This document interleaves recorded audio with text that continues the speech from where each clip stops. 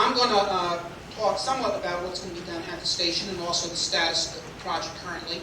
And I'm also going to talk about where this fits in terms of our overall campaign to get humans to Mars. Okay? Okay, look, Mars is within reach, technically. Okay? I'm not going to go into it in this talk. I've given the talk on how I think we can get humans to Mars on several other occasions to the National Space Society. Those of you who missed it can read about it in my new book, Entering Space, which is available for sale at the Mars Society table anytime during this conference, and I'll be signing them tomorrow afternoon. So I'm not going to go into that part here now.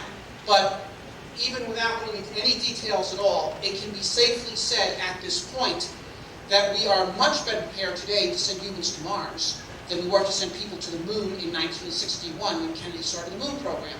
And so that all the excuses to the contrary that might be offered by politicians or bureaucrats who are opposed to the idea of the Humans Mars Initiative, that we don't know enough about this, and we don't quite have that technology yet. Some of this stuff may even be true, but still, we didn't know anything about how to send people to the moon in 1961. We can do this. Okay, the question, and we have the money to do this. The cost of the Humans to Mars program is less than the cost of the V-22, tilt rotor plane for the Marines, which the Pentagon doesn't even want. Okay, and it's just a piece of congressional pork. It's easily affordable by this country. It's just a question, and also, in addition, we have the money, and I think we even have, in a very loose sense, the popular support. Okay, that is, you had 100 million hits on the NASA Mars website when Pathfinder landed. That's more than the number of people who vote in the United States. Okay, there's plenty of people in this country that would like to see us pushing the space frontier, but the harvest is plentiful and the gatherers are few. Okay, we got to build organization. Okay, if we're going to make this happen, and so the Mars Society has embarked upon a program to try to catalyze this. Okay, and it's actually a twofold program, because our idea is there's enough support right now to send humans to Mars if it's done through the government, if that support can be mobilized politically. On the other hand, if that support can be mobilized financially, there's enough public support and enough money in the pockets of those who are actually interested in sending humans to Mars to do it privately. Okay? But it's a question of catalyzing that, of gathering that, okay? Of having a pole of credibility that can mobilize those private resources to come together. If I just got on the radio tomorrow and said, everybody who's interested in humans to Mars, send in $100 and we'll have it for $10 billion, and we'll send humans to Mars, most people would think it was a scam, and I wouldn't give the money. If I thought I'd try. Well, if it would work, I'll think about it. Okay. But, so how do you get the credibility required so that people who do believe in humans to Mars will be willing to pitch in their resources?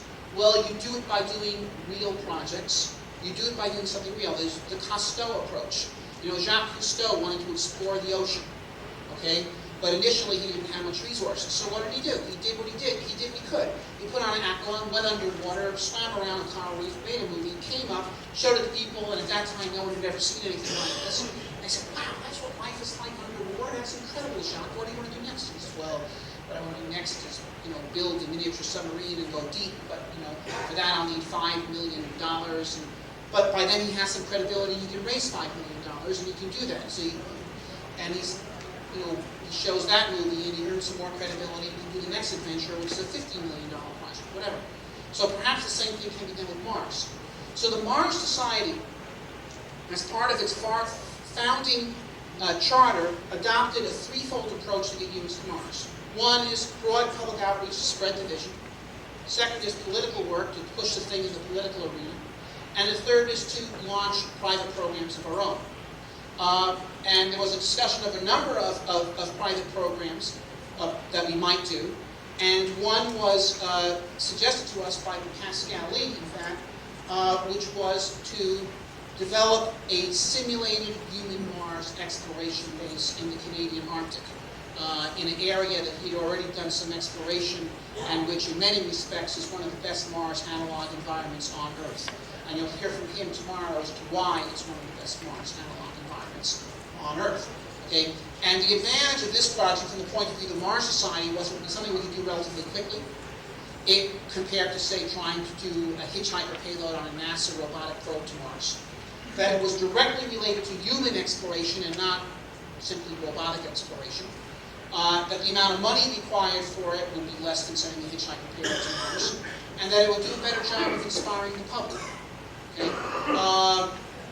And that it would address something that's not currently being addressed. In other words, there already is a gigantic program at JPL to do Mars exploration with robots, and if the Mars Society somehow managed to raise $5 billion to contribute an extra instrument, you know, kind of like the Planetary Society's need a microphone or something, well, that's very nice, but it's a drop in the bucket as part of an ongoing program of activity that's already being done.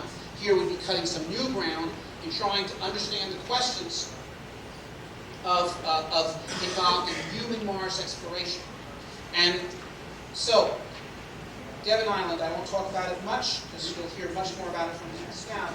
Okay, but it's 75 degrees north, 900 miles from the North Pole. It's a polar desert with a meteorite impact crater in it, something like 15 miles in diameter. Okay, this crater was made 23 million years ago, and it's still there. After 23 million years, erosion has not destroyed this crater. When you're in this crater, you know you're in a crater. It's practically devoid of life. Psychologically, it's an alien environment. You know, there's no substantial vegetation. There's no substantial wildlife, except for an occasional polar bear who's just visiting. That is, the polar bears don't really live on Devon Island, but they live on the sea ice, and in the summer they can get stranded when the sea ice melts and they come ashore and look for scientists to eat. But there's no, you know, reindeer or any kind of subarctic wildlife that you might think about. There's a bird or two, but they're not common. And, you know, every once in a while you see a little lichen on a rock. Every once in a while a little moss. Every so often a wildflower, like separated by 100 meters. And when you do, you see when your eyes veer to it, like meeting a friend in a strange place. You know, I was up there briefly last summer as part of the scouting expedition for determining the site of our base. You really do get an understanding when you're in a place like this of how much your sense of the terrestrial depends upon there being life in the environment. So as I said, psychologically, it's alien, and the quality of the terrain that you have to travel over is Mars-like. And a lot of the kinds of field science that you might do in terms of the searching for fossils, certain subsurface geological phenomena like ice lenses or other things, is similar to the tasks that might be assigned to the crew on Mars. So here was the original concept. This is an artist's conception of building a flight-like module, a combination laboratory, habitat, and workshop with a flight-like geometry that is something you can actually shoot to Mars, not something gigantic and luxurious that, ideally speaking, some architect might want to see on Mars someday, but something that could be shot to Mars as part of the first expedition. And here it is as positioned on Devon Island. That's the snow and the dog. And here is sort of the concept of how the same thing might be on Mars in the future. Now, this design, which is an early design, had 3 decks, which gave very ample quarters for a crew of 6. But later on, for reasons both of cost, for engineering reasons having to do with lateral wind loads that could occur on Devon Island, which are much worse than anything that could occur on Mars. And also for reasons of realism, where I believe that a Mars mission module will in fact be minimal, because every pound saved is going to save millions of dollars. We went to a 2-deck design.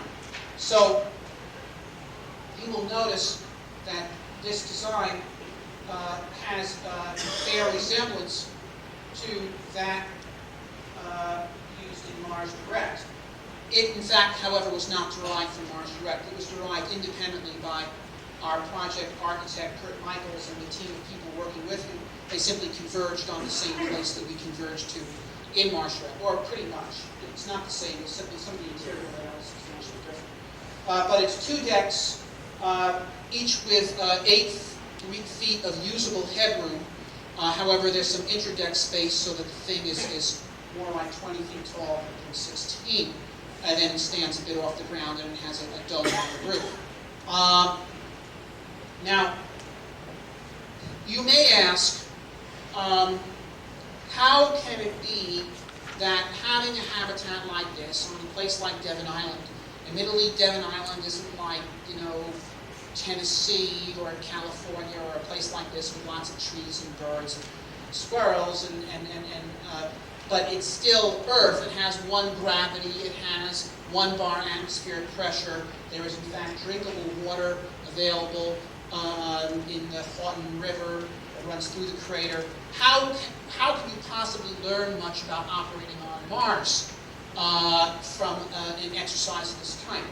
Well, in fact, you can learn a great deal about operating on Mars, okay, provided you understand that what this is primarily not an engineering test bed, although it can have some utility in that direction for certain kinds of issues, okay, but an operational test bed. See, look,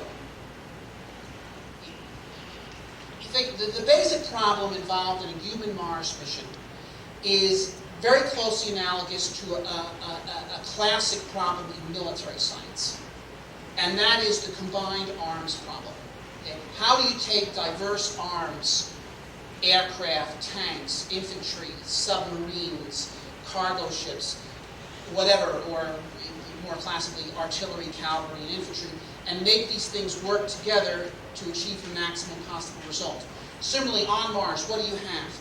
Well, you'll have pedestrian astronauts. You'll have astronauts in nimble, unpressurized vehicles similar to the kind of ATVs that we use on Mars. You'll have astronauts in pressurized ground rovers that are not as nimble, but are capable of long duration and therefore long distance traverses way out into the field. You'll have the crew at the Mars base itself.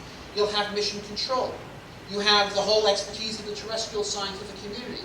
And then there's robotic assets. How do you make all these different things work together in symphony to achieve the maximum possible result? So how do you work out field tactics?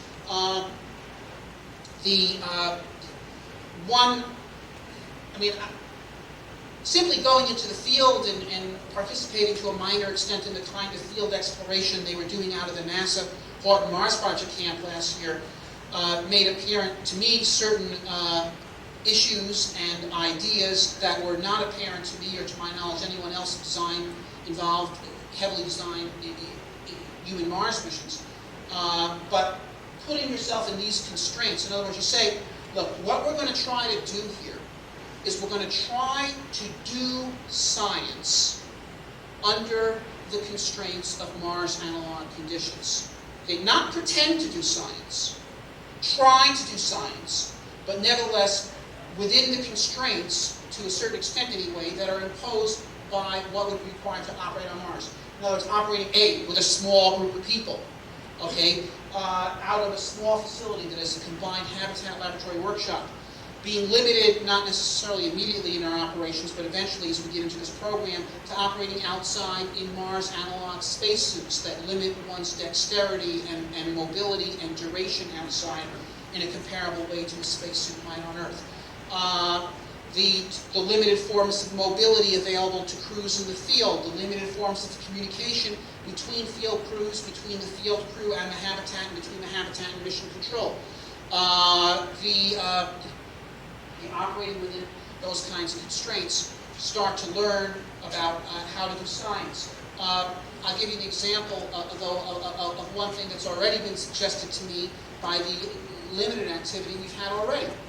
Okay, which is this, is that, okay, it's been long known that pressurized rovers would be a major asset of great utility for human Mars exploration. And depending upon the design that you looked at, a pressurized rover might be something between the size of a small 4x4 and a school bus. Okay, I've generally been towards the lower end of that spectrum, which is 4x4 size pressurized rovers.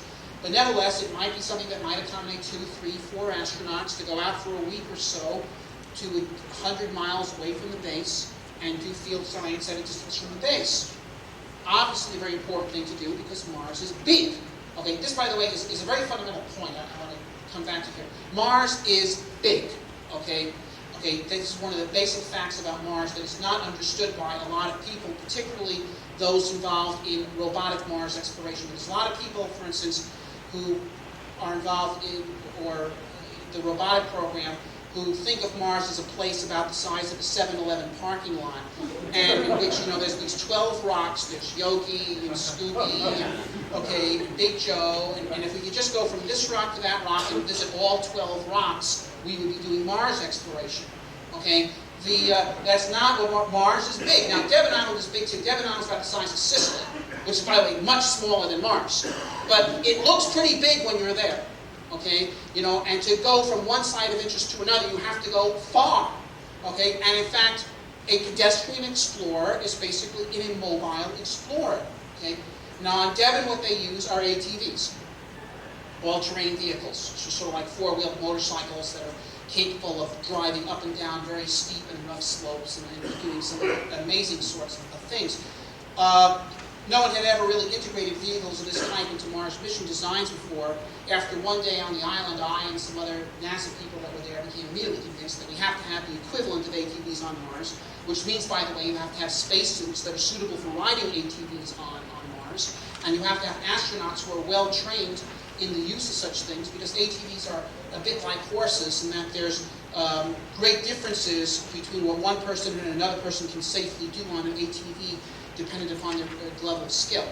Okay? And this even defines the kind of character types you might want to have on the mission.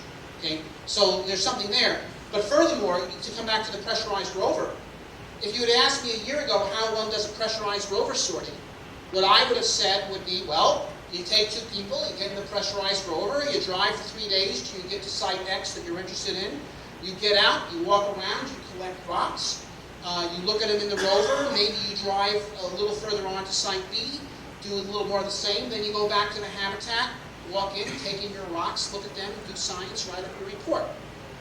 Seems pretty clear. I don't think that anymore, okay?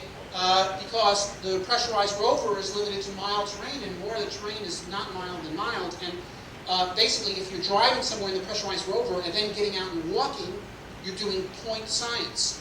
Okay? The way I would do a pressurized rover sorting right now, if somebody asked me, is I would have one person driving the pressurized rover, and I'd have another person driving flank on an ATV accompanying him, okay, and therefore is zipping around doing science all the way out as they traverse out to the so-called destination of interest, and furthermore, so that you're doing science all the way out and all the way back, because you have a person in intimate contact with the environment, and when you get to the destination area, you've got an ATV, so you're mobile at destination.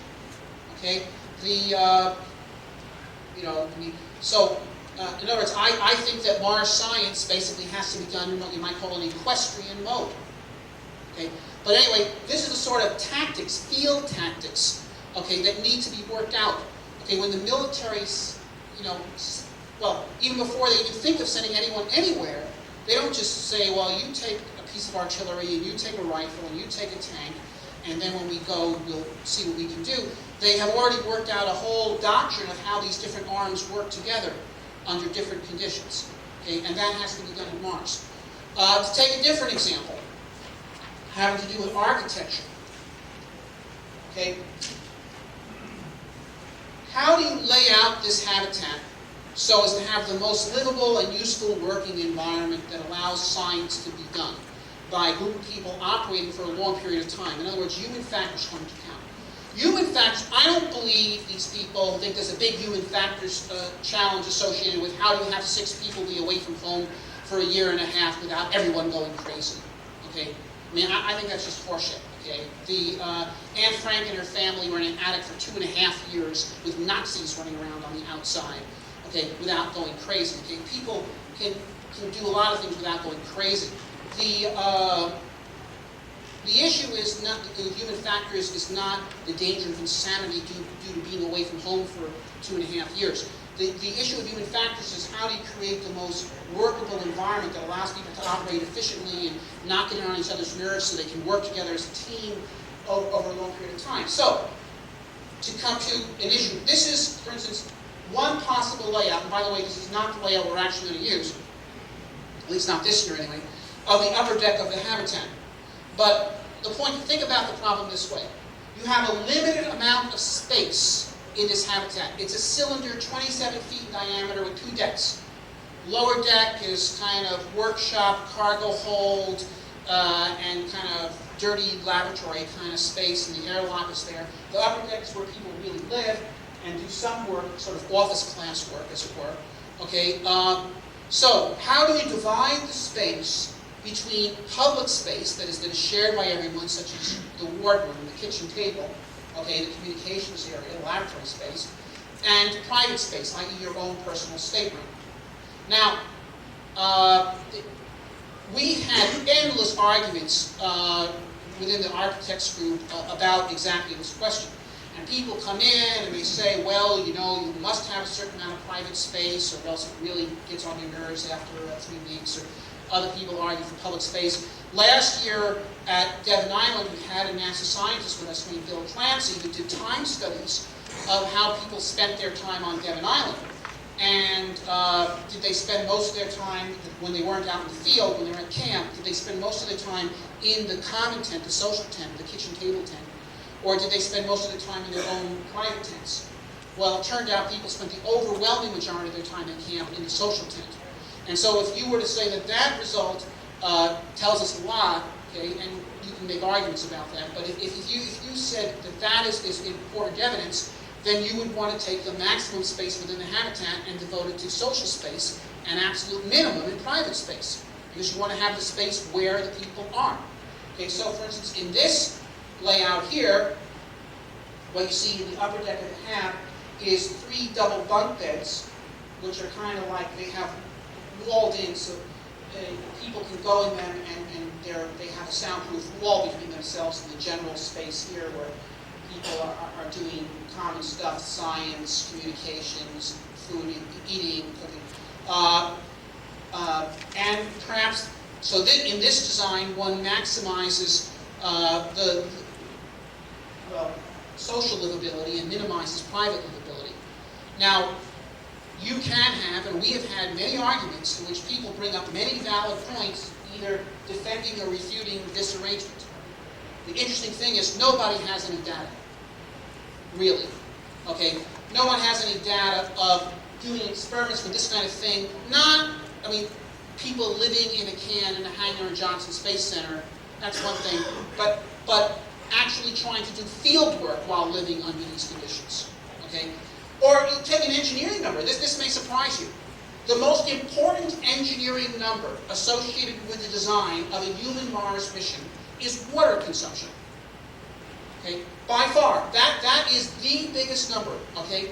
Water. How much water does a person use a day? Because food doesn't weigh anything. Water weighs everything. Okay? Oxygen doesn't weigh anything. Food doesn't weigh anything. The water that you use weighs vastly, vastly more than the amount of food that you eat or the oxygen that you consume. Okay? So how much water do you use? Well, you say, how can I possibly claim we don't know how much water people use? Well, certainly, we know how much water people drink. Okay, you could look up in medical books how much water a person drinks a day under various conditions, and that number is well known. It's not very large. Okay, actually, it's only about a quart a day. It's not much. Okay, in terms of drinking water, you can get by on a quart a day. But that's a trivial amount of the amount of water you actually use. You use much more water for washing yourself, for cleaning utensils, clothes, objects in your environment, all this sort of thing. Now, once again, you could take a measurement of people in a hangar at JSC, how much water they're using, living in there for 90 days, but that's not at all the same as people who are engaged in active physical field work, exerting themselves, getting dirty, getting dusty, tracking a certain amount of dust into the habitat. Okay, now, if we simply let people use as much water as they would want to use under those conditions, the amount of water they would use would be huge and it would kill the mission unless one assumed incredibly efficient water recycling. Okay? So, what do? Well, in other words, in principle, you could get by with only metabolic water. Just have water to drink, don't wash anything ever. Okay? Eat your spaghetti dry. You could do that, okay, but one would suspect that morale might suffer under those conditions. Okay,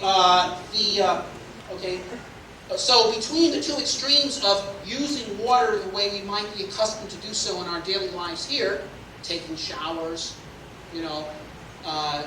cooking with 2 gallons when you cook a half a pound of spaghetti, this and that, taking leaving the faucet running while you shave. Between that extreme on the one hand and just drinking water on the other, there's a big gray space, and that gray space is really a trade of minimizing water use, but as you attempt to push that too far, hitting morale too hard to allow the crew to do its job, which is science in the field. So where do we get data on this? There's only one place we're going to get data on this, by going out into the field and trying the thing out, learning about it. Okay, and that's the kind of thing we can learn here.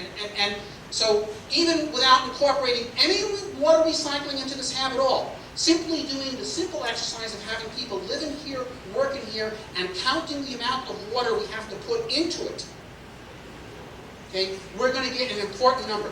Okay, we're going to try to do things that minimize water consumption to a certain degree. For instance, we're not going to have a shower, we're going to have a sponge bath. Okay, we're not going to have a flush toilet. Okay, there's all sorts of things that you can do to reduce water consumption, and that would be done on a Mars mission too, and we're going to do them. But even so, the amount of water used is going to be well above metabolic water, but we'll get some sense of where it can come in. This is going to be an important scientific result. Now, beyond this, however, is the issue, to come back to where I started from, of communicating all this. And not just to the scientific community. There's a more important group that needs to be communicated with, and that's the general public. Okay? We're going to use this Mars Arctic Research Station, which is, by the way, called the Flashline Mars Arctic Research Station, after a company which has donated $175,000 to have it named thus.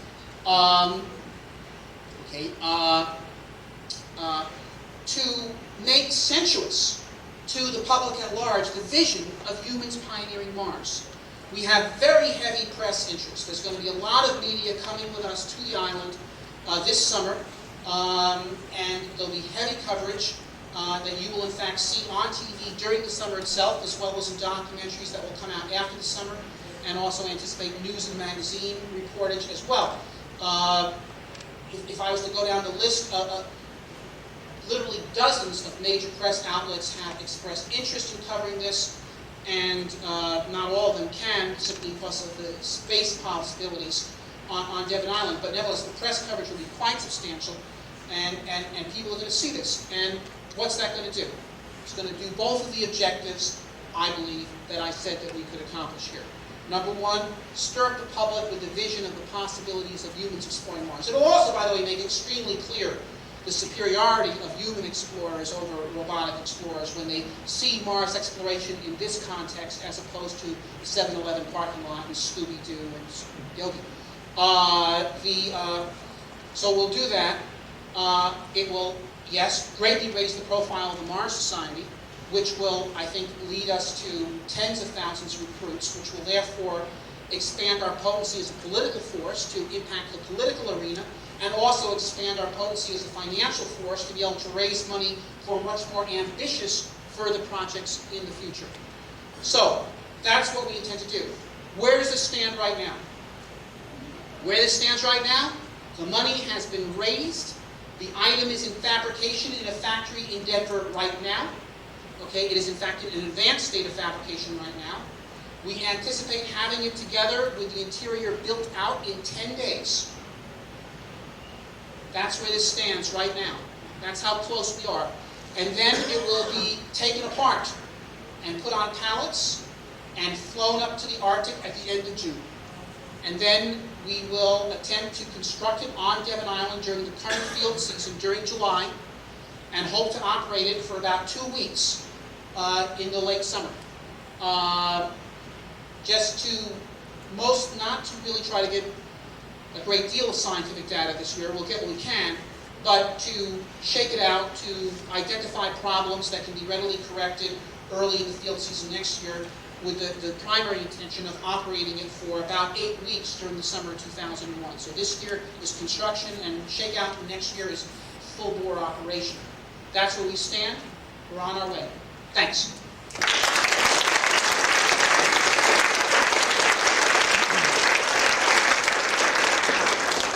You've already chosen your Arctic knots? Our Arctic knots? Whoever's going to be staying. Oh, Arctic knots. Okay,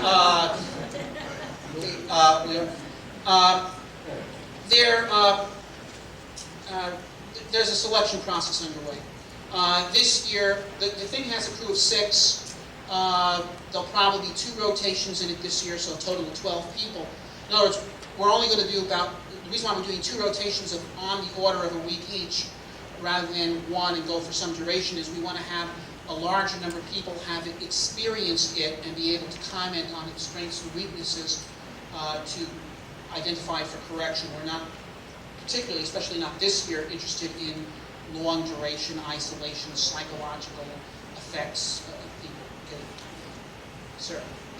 Does that Denver plant have the capability of building more than just one?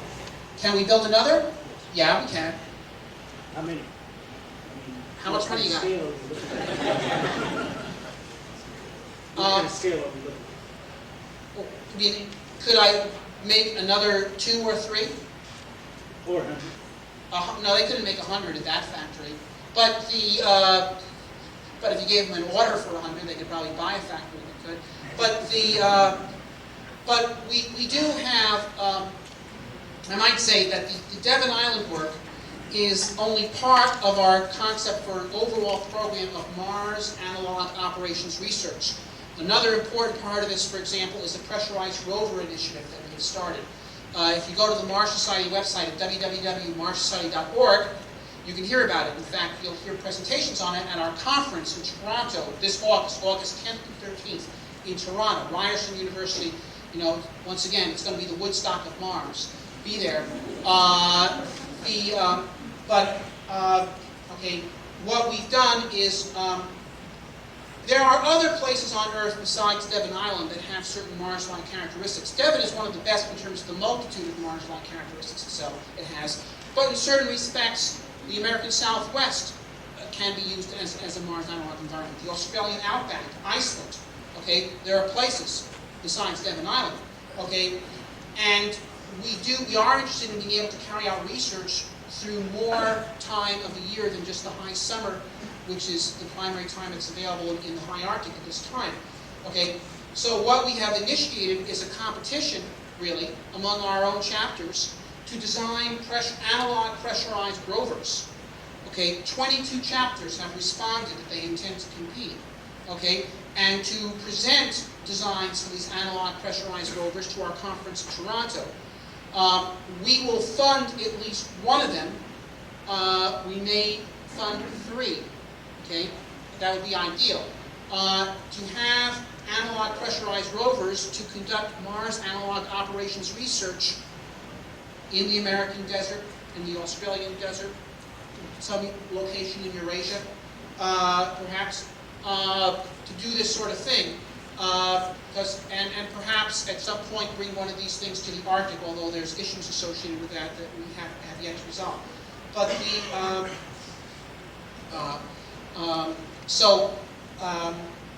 that's another aspect of this program of Mars operations analog research. We've also are in the process of creating our own mission control center in Denver, using the Colorado chapter of the Mars Society as the primary crew for manning it. Although, by the way, those of you who are in other Mars Society chapters, they're open to you coming to Denver to participate in this activity.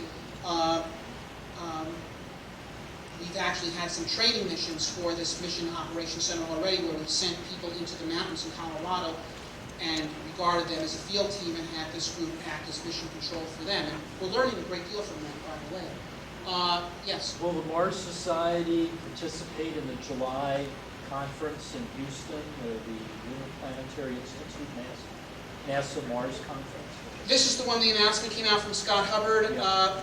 It's quite possible, under ordinary circumstances, the answer would be positively yes, and it's probably yes right now. The only note of hesitation in my voice is that many of us are going to be on Devon Island on July 20th, and that will hamper our participation in the Houston workshop. Have you tried going to the Biosphere 2 to find useful information on your experience?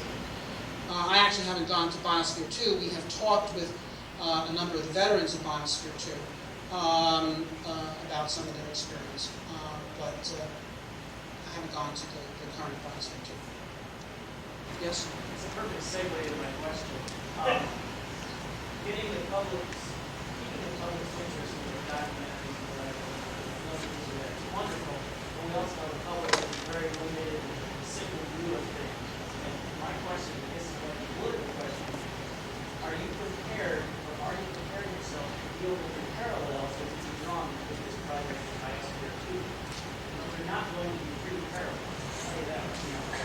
Well, people will say what they will, but there's a number of very big differences between this and Biosphere 2. First of all, a very large number of the people involved in planning this activity are either NASA people or NASA contractors who have worked directly on space missions.